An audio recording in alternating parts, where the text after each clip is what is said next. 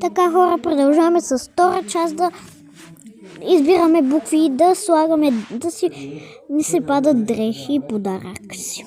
Добре, тискам буквата П. Добре, хубава тениска, няма да я променим. Буква В. Еха, много хубави панталонки, така че ще ги запазим.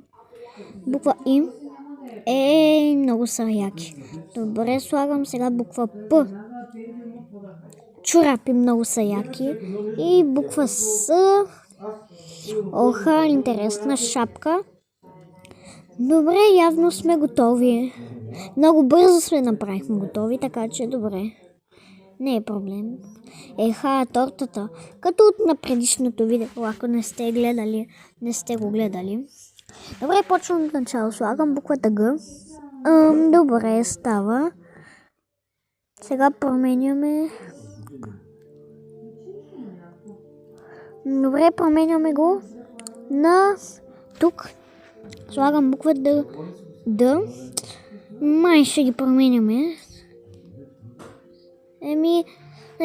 Само герданчето ми харесва. Аз такова имам. Това със сърцето, само че то е светещо и зелен. И свети в зелено и малко синьо, така че ги променяме. Слагам буква К. Р. Т. П.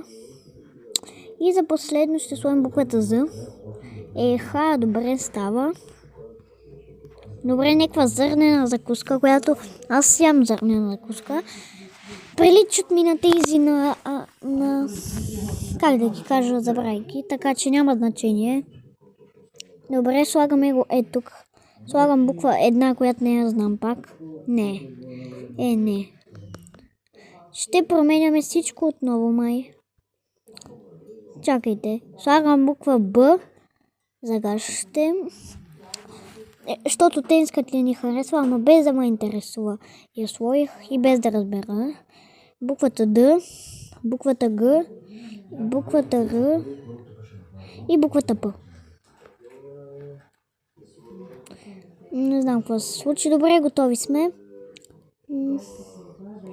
Добре, някакво суши ни се падна в чашка, като за пиене на неща. Нали знаете такива чашки, ако сте виждали?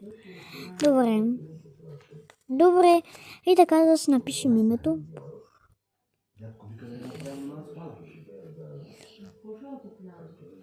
Добре, написах си името и вижте какви хубави неща ми се паднат. Добре, да видим какво ми се падне.